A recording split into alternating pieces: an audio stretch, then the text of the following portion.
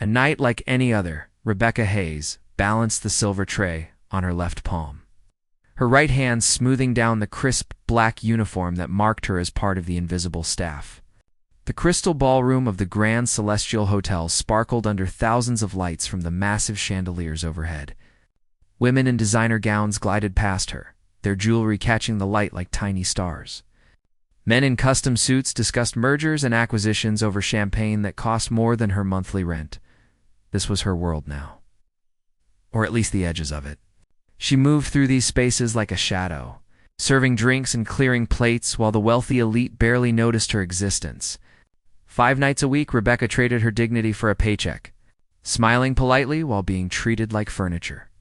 Tonight's event was the Manhattan Business Leaders Gala, an annual gathering of the most powerful executives on the East Coast.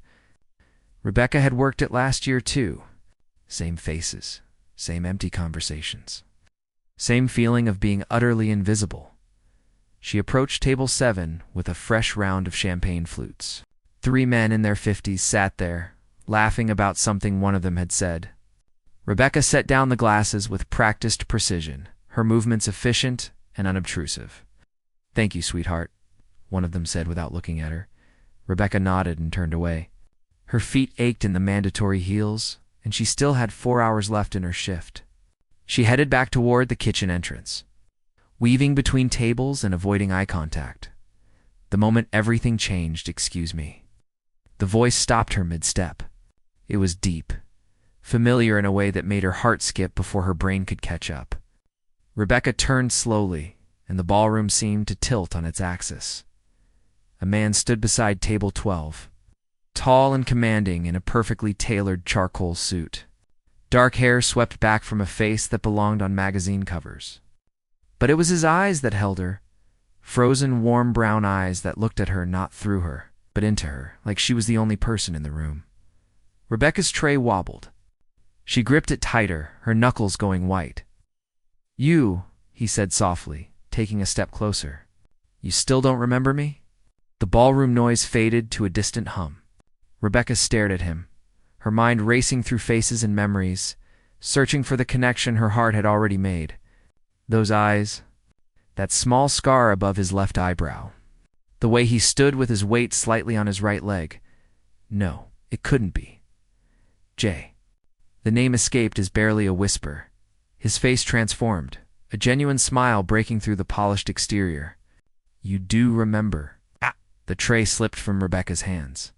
Crystal shattered across the marble floor in an explosion of sound. Every head in the ballroom turned. Conversations stopped. 100 pairs of eyes focused on the clumsy waitress and the man who had somehow made her forget how to hold a tray. Rebecca stood frozen among the broken glass, her heart pounding so hard she thought everyone must hear it. This was Jonathan Pierce. She had seen his face on the cover of Forbes magazine in the break room just last week. Pierce Technologies, valued at over $3 billion. One of the youngest self-made billionaires in the country. But all she could see was Jay, the skinny boy from Riverside who had promised to write her every single day. The boy from Riverside, her supervisor. Margaret rushed over with a broom, her face tight with anger. "What on earth? It was my fault." Jonathan's voice cut through with quiet authority. "I startled her. Please, send the hotel the bill for any damages." Margaret's expression shifted instantly from anger to obsequious concern. "Mr. Pierce, of course. There's no need, I insist." "Oh." He turned back to Rebecca, and the rest of the ballroom might as well have disappeared. "Can we talk, please?" Rebecca looked at Margaret, who nodded frantically, probably terrified of offending someone as important as Jonathan Pierce. Rebecca found herself nodding too, though her mind screamed warnings. Jonathan guided her gently by the elbow toward the terrace doors, away from the crowd and the whispers that had already started. The cool April air hit her face as they stepped outside. Rebecca gulped it down, trying to steady herself. The terrace overlooked Central Park, the city lights creating a glittering landscape below them. It should have been romantic. Instead, Rebecca felt like she was standing on the edge of a cliff. 8 years, Jonathan said, his voice rough with emotion. "I've been looking for you for 8 years, Rebecca." She wrapped her arms around herself, suddenly cold despite the mild evening. "You stopped writing after 2 months." I waited, Jay. I waited for a whole year. I never stopped writing. He reached into his jacket pocket and pulled out a small worn envelope. I wrote you every week for 6 months. Every single letter came back marked return to sender. Address unknown. Rebecca took the envelope with shaking hands. Her old address in Riverside was crossed out with red ink, stamped with those exact words. But she had lived there for 3 more years after he left. She had checked the mailbox every single day. I don't understand, she whispered. Neither did I. Not until 3 years ago. When I finally had the resources to hire a real investigator, Jonathan's jaw tightened. My Uncle Richard intercepted everything. Every letter I sent, every letter you sent to me. He paid off a postal worker in Riverside. He made sure we could never reach each other. The truth surfaces. Rebecca's legs felt weak. She gripped the terrace railing, her mind reeling. Why would he do that? Because you were a distraction. Because his plan for my life didn't include a girl from a small town with no money or connections. Jonathan moved closer, his voice dropping. When I finally tracked down what happened, I started looking for you immediately. But you had disappeared, Rebecca. You changed your name legally, moved 6 times in 5 years. It took my investigator 2 years to find you. She had changed her name to her mother's maiden name after her stepfather had racked up debts she couldn't pay. She had moved constantly, running from collection agencies and bad memories, running from the pain of loving someone who she thought had abandoned her. I saw you here last month, Jonathan continued, working another event. I couldn't believe it was really you. I've been trying to figure out how to approach you ever since. I got myself invited to this gala specifically because I knew you would be working it. Rebecca turned to face him fully, really looking at him for the first time. Jay had been 17 when he left Riverside, all gangly limbs and big dreams. This man was broader, more confident, carved by years of success and struggle into someone who commanded rooms with his presence, but his eyes were the same. Kind, intense, and looking at her like she hung the moon. Why now? She asked. You're Jonathan Pierce. You could have anyone. Why track down a waitress you knew when you were a kid? He reached up slowly, giving her time to pull away, and brushed a strand of hair from her face. His touch was gentle, reverent. Because when I was 17, sitting by the Riverside Creek with you, I told you I would become someone worthy of you. Someone who could give you everything you deserved. His voice cracked slightly. I built all of this, the company, the success, everything so I could come back and keep that promise. You were never just some girl I knew, Rebecca. You were the reason I fought so hard to become someone. Tears burned in Rebecca's eyes. She remembered that day by the creek, remembered how Jay had held her hand and promised he would make something of himself. She had been 15, and she had believed him with her whole heart. I'm not that girl anymore, she whispered. I know. And I'm not that boy. But maybe we could figure out who we are now. Together. ... Inside the ballroom, someone called his name. The real world pressing back in, reminding them both that this wasn't some fairy tale. This was Manhattan, where waitresses and billionaires didn't end up together. Where the past couldn't simply erase years of separation and pain, but for just this moment, on a terrace above the city, Rebecca let herself remember what it felt like to believe in promises. Finish my shift at midnight, she heard herself say. Jonathan's smile was worth more than all the champagne and diamonds in that ballroom. I'll wait. The weight of 8 years, Rebecca's hands trembled as she poured champagne for table 15. Every few minutes, her eyes drifted to the terrace doors where Jonathan had returned inside, now surrounded by business associates who vied for his attention. He caught her gaze once, and the small smile he gave her made her heart flutter like she was 15 again. Girl. You need to tell me what just happened out there. Nicole's whisper came sharp in her ear as they passed in the hallway to the kitchen. Nicole Anderson had been working events at the Grand Celestial for 3 years, and she was the closest thing Rebecca had to family in this city. I can't talk about it now, Rebecca whispered back, but Nicole grabbed her wrist. That's Jonathan Pierce. The Jonathan Pierce. And he looked at you like you were made of gold. So yeah, you're going to talk about it. Nicole's dark eyes were wide with concern and curiosity. Rebecca glanced around to make sure Margaret wasn't nearby. I knew him before. When we were kids in Oregon. Knew him how? We were in love, Nicole. Or at least I thought we were. Then he left for college and disappeared from my life. Nicole's expression shifted from curious to protective. And now he shows up here 8 years later and wants to talk? He says his uncle sabotaged us. That he never stopped trying to reach me. Do you believe him? Rebecca thought about the worn envelope in Jonathan's pocket, about the raw emotion in his voice. I don't know, but I need to find out. Midnight confessions. Last guest finally left at 11:47 p.m. Rebecca changed out of her uniform in the staff bathroom. Pulling on jeans and a simple sweater that suddenly felt shabby, she stared at her reflection in the mirror, at the dark circles under her eyes from working double shifts, at the calluses on her hands from years of manual labor. What was she thinking? Jonathan Pierce lived in a different universe now. Whatever they had been as teenagers was ancient history, but when she stepped out into the hotel lobby and saw him waiting by the fountain, still in his suit but with his tie loosened and his hair slightly mussed, her doubts wavered. "Hi," he said softly. "Hi, are you hungry? There's an all-night diner 2 blocks from here. Best pancakes in Manhattan, or so I'm told." Ah! Rebecca almost laughed. "You're a billionaire, and you want to go to a diner? I'm a guy from Riverside who wants to have pancakes with his best friend." The vulnerability in his voice broke something open inside her chest. They walked side by side through the quiet streets, not touching, but aware of every inch of space between them. The diner was small and worn, the kind of place where cops and cab drivers came for coffee. They slid into a cracked vinyl booth, and a tired waitress brought them menus without really looking at them. "Tell me about your life," Jonathan said after they ordered. "What happened after I left?" Rebecca wrapped her hands around the warm coffee mug. "I graduated high school.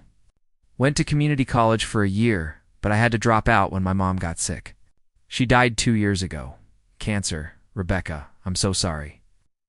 My stepfather had gambling debts. I had to change my name to avoid the collectors. I moved to New York thinking I could start over.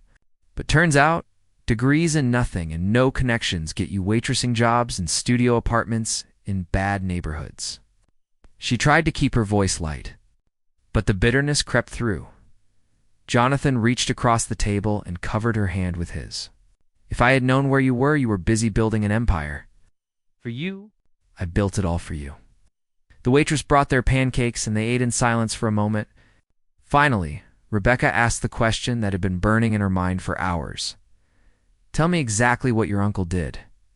The betrayal revealed, Jonathan set down his fork, his expression darkening. "Richard Pierce was my father's brother. When my dad died, Richard took me under his wing. He was wealthy, connected, and he saw potential in me. He paid for my education at MIT, set me up with the right people, basically groomed me to be successful. That sounds generous." It was a leash. Jonathan's voice went cold. "Every opportunity came with strings. He controlled where I went to school, what I studied, who I spent time with. When I left Riverside, I was this naive kid who thought I could have it all. The girl I loved, and the future I dreamed of. I wrote you constantly those first 2 months. Never got a single letter after the first 3, because Richard was having them intercepted. He bribed a postal worker named Dennis Crawford in Riverside. Every letter I sent to your address, Crawford marked as undeliverable and sent back. Every letter you sent to my college address, Richard destroyed before I ever saw it." Rebecca felt sick. "How did you find out?" 3 years ago, Richard got drunk at a holiday party. He bragged about it to one of his golf buddies, not realizing I was standing right there. He said he saved me from making a foolish mistake by cutting ties with that small-town girl who would have dragged me down. Jonathan's hands clenched into fists on the table. I confronted him. He didn't even try to deny it. He said he did what was necessary to ensure my success. What did you do? I cut him out of my life completely. Bought out his shares in my company, removed him from the board. Then I hired the best private investigator in the country to find you. He looked directly into her eyes. It took 2 years, Rebecca. 2 years of dead ends and false leads. You had covered your tracks well. I was running from debt collectors, Not from you. I know that now. But every month that passed without finding you, I thought maybe you had moved on. Maybe you had gotten married, had kids, built a life that didn't include some guy you dated in high school. Rebecca shook her head slowly. There was never anyone else, Jay.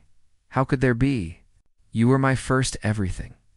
My first love, my first kiss, my first heartbreak. I'm so sorry.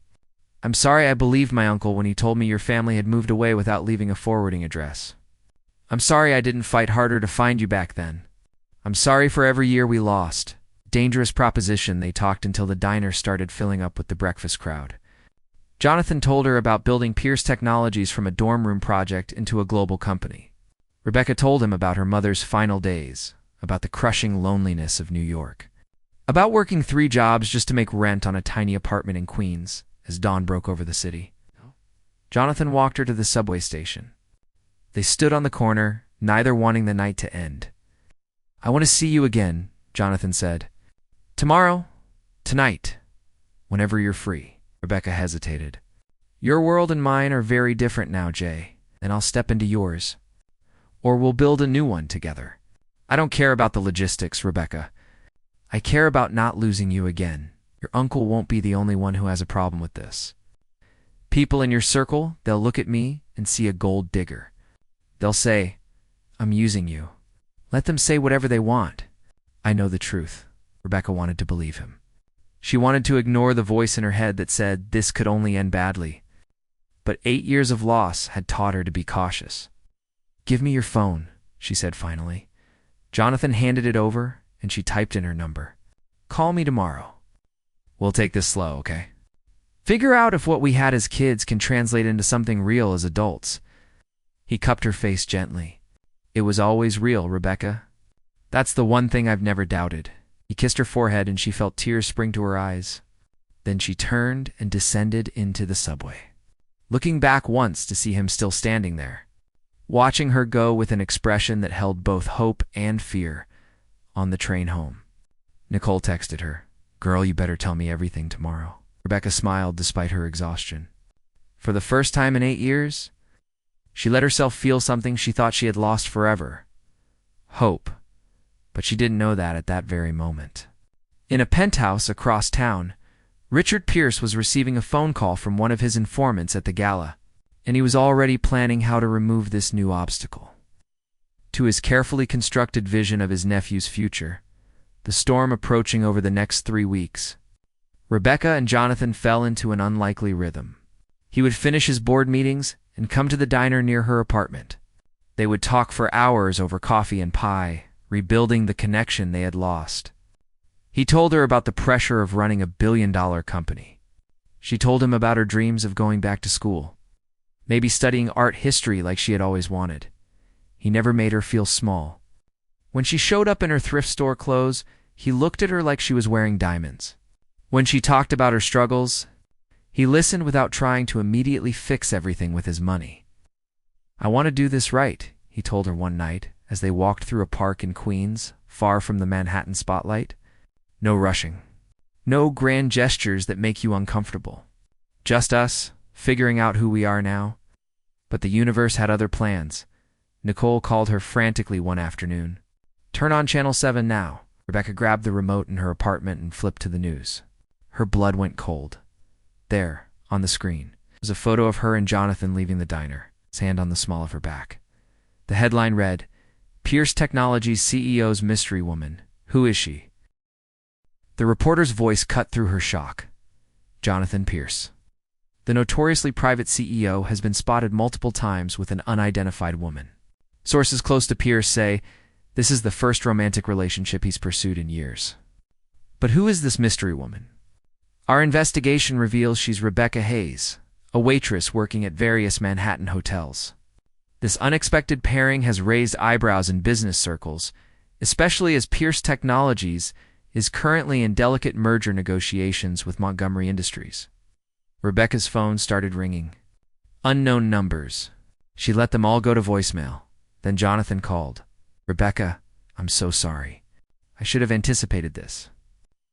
The media, they're calling me your mystery woman, like I'm some kind of scandal. You're not a scandal. You're the best thing in my life. Please don't let this scare you away." But Rebecca was already scared, because she knew what came next in stories like this.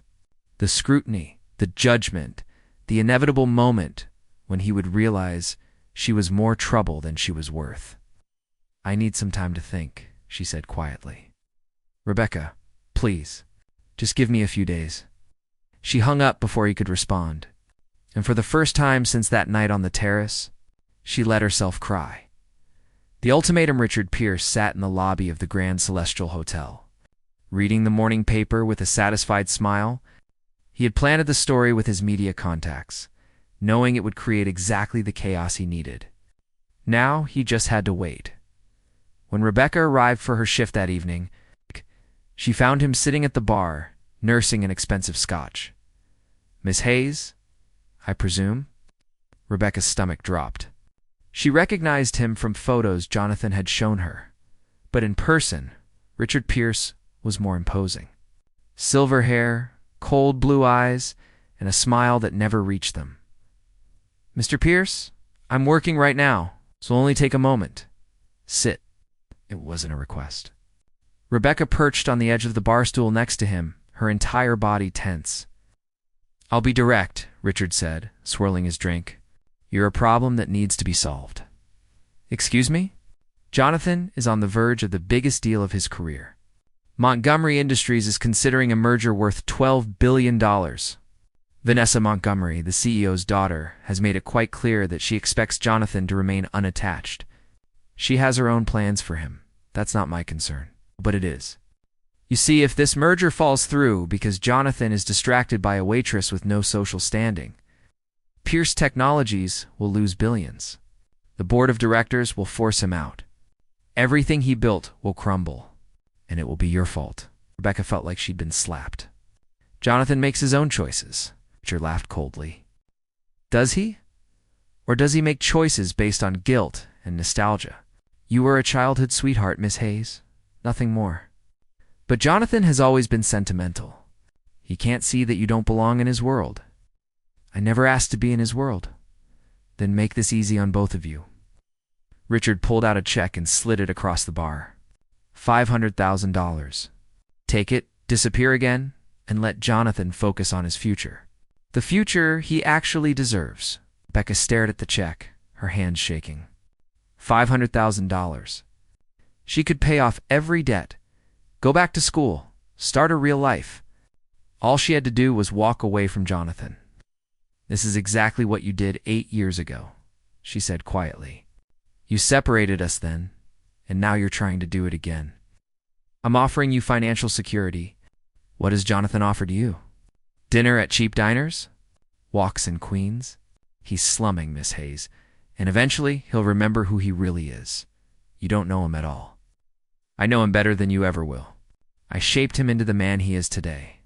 Without me, he would still be that poor kid from Oregon with big dreams and no path forward." Rebecca stood up, her decision crystallizing. "Keep your money, Mr. Pierce.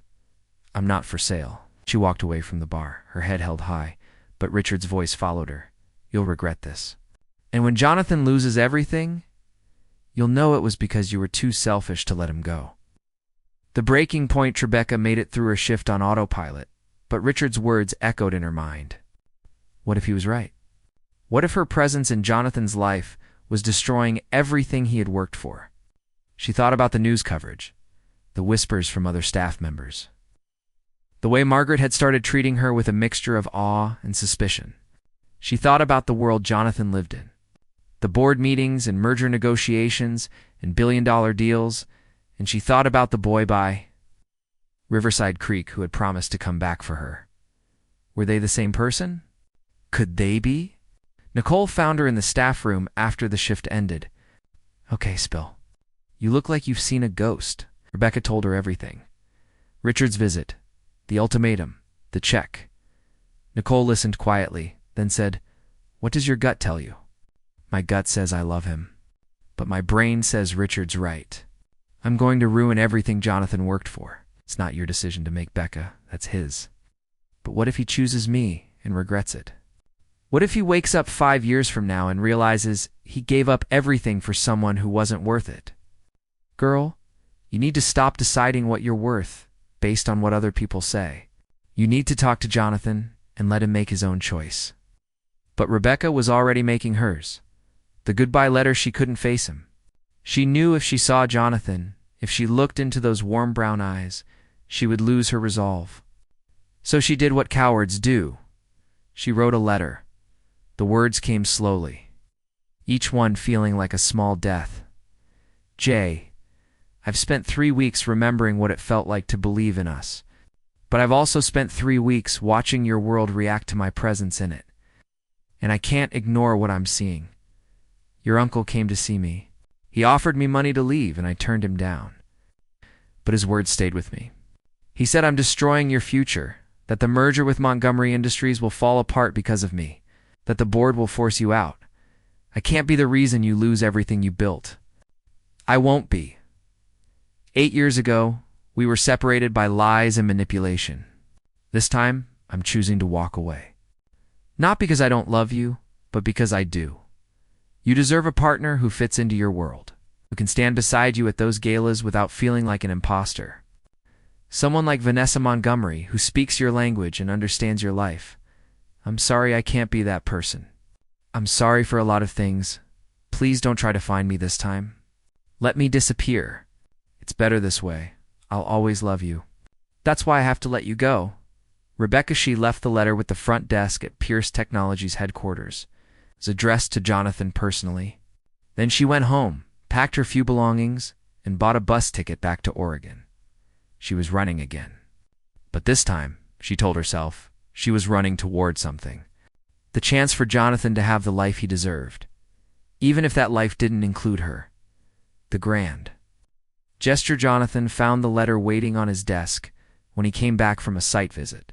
He read it once, twice, 3 times, each reading making his chest tighter. Then he did something he had never done in his entire career. He'd walked out of a board meeting. His assistant tried to stop him. Mr. Pierce, the Montgomery representatives are waiting. Cancel it. Sir, the merger? I said cancel it. Cancel everything. He drove to Rebecca's apartment in Queens, taking the stairs 3 at a time. He pounded on her door. Rebecca, open up. A neighbor poked her head out. She left this morning. Had a suitcase and everything. Looked like she was leaving town. Jonathan's world tilted. He pulled out his phone and called his investigator. Find her now. Check bus stations, train stations, airports. I need to know where she went. The call came 30 minutes later. She bought a bus ticket to Portland, Oregon. Left at noon. Jonathan looked at his watch. The bus had a 6-hour head start, but it was making multiple stops. If he flew, ... he called his pilot. File a flight plan to Portland. We leave in 20 minutes. His phone rang. It was Richard. I heard you walked out of the Montgomery meeting. Jonathan, what are you doing? What I should have done 8 years ago. I'm choosing Rebecca. You're choosing to throw away billions of dollars for a woman you barely know anymore. I'm choosing the only thing that matters. Jonathan's voice was steel. And Richard, you're done. I'm buying out your remaining connections to my company. You'll never manipulate my life. Again, you're making a mistake. Only mistake I made was listening to you in the first place. Jonathan hung up and headed for the airport. The Riverside reunion. Rebecca sat by Riverside Creek, in the exact spot where Jonathan had promised to make something of himself all those years ago. The water moved slowly, reflecting the late afternoon sun. She had been sitting here for hours, trying to figure out what to do with the rest of her life. She heard footsteps behind her but didn't turn around. Probably just another person out for a walk. Told you I'd come back for you. Rebecca's heart stopped. She turned slowly, and there he was. Jonathan Pierce, still in his business suit, slightly rumpled from travel, standing at the top of the creek bank, like he had materialized from her memories. Jay. How did you? My investigator is very good at his job. He walked down to the water's edge, sitting beside her on the grass. You left me a letter. You should be in New York. The merger. I canceled it. Rebecca's eyes went wide. What? No, Jonathan, you can't. I can, and I did. I walked out of the meeting, bought out my uncle's remaining shares, and hopped on a plane to Oregon. All in about 2 hours. It was very dramatic. You just threw away billions of dollars. I didn't throw away anything. I made a choice about what matters. Tears streamed down Rebecca's face. Your uncle said I would destroy everything you built. My uncle is a manipulative man who has spent years trying to control my life. He did it 8 years ago, and he tried to do it again. But I'm done letting him write my story. Jonathan took her hands. Rebecca, 8 years ago, I let circumstances and other people's choices separate us. I'm not making that mistake again. But your company will survive, or it won't. Either way, I'm not losing you again over money and mergers and what other people think I should do with my life. What about Vanessa Montgomery? Is a brilliant businesswoman who will find another partner. The merger wasn't contingent on me marrying her. That was my uncle's fantasy, not reality. He cupped her face. Rebecca, you keep trying to make yourself small, to convince yourself you're not worth the trouble. But you're wrong. You're worth everything. I'm a waitress from a small town with student debt and no prospects. You're the woman I've loved since I was 17 years old. You're the reason I fought so hard to become successful in the first place. And if my success means nothing without you, then what's the point? Jay, I'm not asking you to fit into my world. I'm asking if we can build a new one together. One where we both belong. He pulled a small box from his pocket. This isn't a grand gesture. It's not about money or status. It's just a promise. He opened the box. Inside was a simple silver ring with a small stone that caught the fading light. This was my mother's, Jonathan said quietly. It's the only thing I have of hers. 8 years ago, I planned to give it to you when I came back from college, but I never got the chance. Rebecca couldn't stop crying. Jonathan, I can't let you give up everything. You're not letting me do anything. I'm choosing you, Rebecca. I'm choosing us. And I'm asking if you'll choose the same thing. She looked at him through her tears. At this man who had flown across the country to sit beside her by a creek in small-town Oregon, who had walked away from billions of dollars without hesitation, who looked at her like she was the entire world, and she realized something. Love wasn't about fitting into someone else's life. It was about building a life together, even when the world said it was impossible. Yes, she whispered.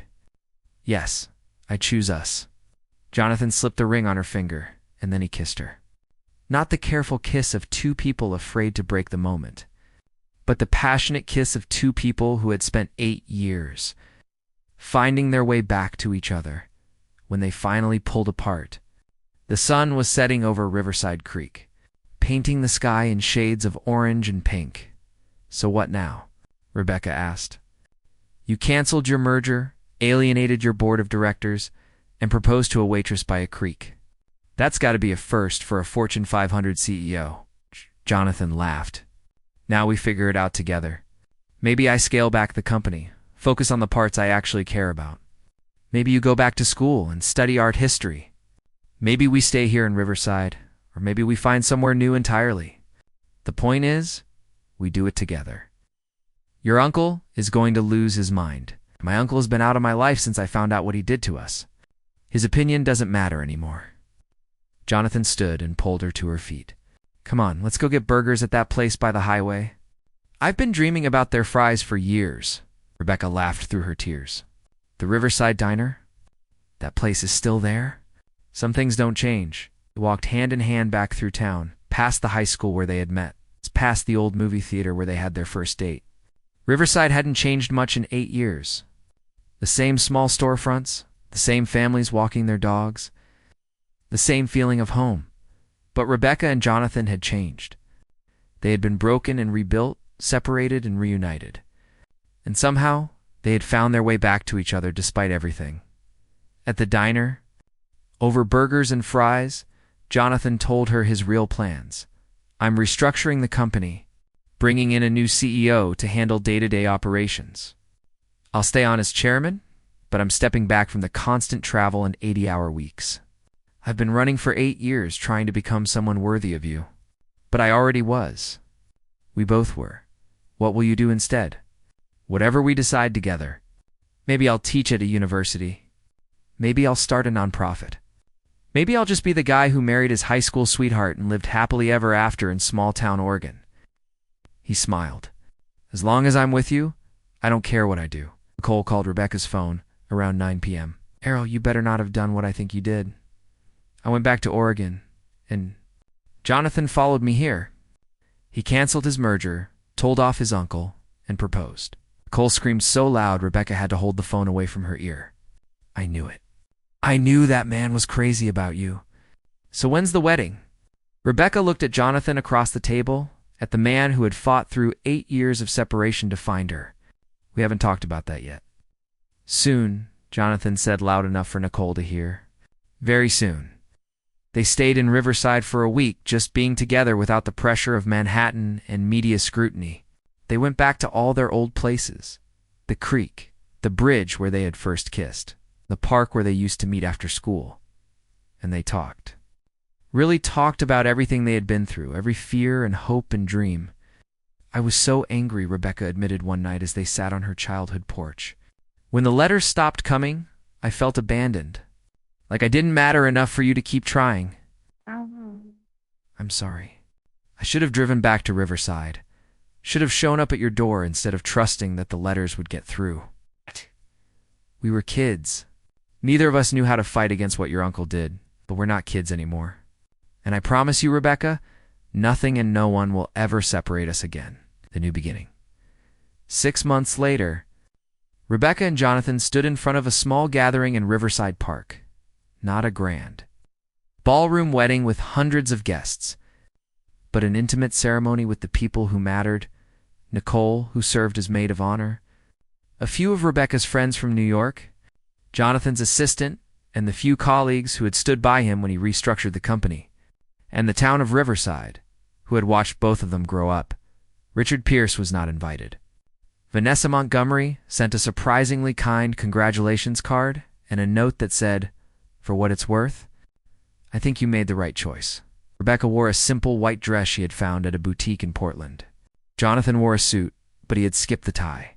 They exchanged vows they had written themselves, promising not just to love each other, but to choose each other every single day. 8 years ago, Jonathan said, his voice thick with emotion, I promised you I would become someone worthy of you. I thought that meant money and success and power. But you taught me that being worthy of someone means showing up, fighting for them, and never letting them face the world alone. I promise to be that person for you, every day for the rest of our lives. Rebecca's turn. You were always worthy, Jay. You always were. I just had to learn to believe I was worthy too. I promised to stand beside you, not behind you or in front of you, but beside you. Partners in everything. When they kissed, the small crowd cheered. Nicole Wolf whistled. And Rebecca thought about the girl she had been 8 years ago, sitting by Riverside Creek and believing in impossible dreams. Some dreams, it turned out, were worth waiting for. Epilogue 5 years later, Rebecca graduated with a master's degree in art history from Portland State University. She had gotten her bachelor's online while working part-time at a local museum. And then Jonathan had encouraged her to pursue the graduate degree she had always wanted. She defended her thesis on Renaissance art and social change to a room full of professors. And Jonathan sat in the back row, beaming with pride. Pierce Technologies was thriving under new leadership. With Jonathan serving as chairman and focusing on philanthropy and education initiatives, he had started a scholarship fund for students from small towns, making sure other kids like him had opportunities. They split their time between a modest house in Riverside and an apartment in Portland. Nothing like the Manhattan penthouse, but home in every way that mattered. And sometimes, on quiet evenings, they would walk down to Riverside Creek and sit by the water, remembering two kids who had loved each other enough to wait 8 years and fight through every obstacle to find their way back together. Do you ever regret it? Rebecca asked one evening. Walking away from the merger, the Manhattan life, all of it. Jonathan pulled her close. I regret the 8 years we lost. I regret not fighting harder in the beginning. But walking away from a life that didn't include you? Never. Not for a single second. I love you, Jay. I love you too. And this time, I'm never letting you go. The sun set over Riverside Creek, the same way it had that day when they were teenagers making promises they didn't yet know how to keep. But they had learned. They had fought and failed and found their way back to each other.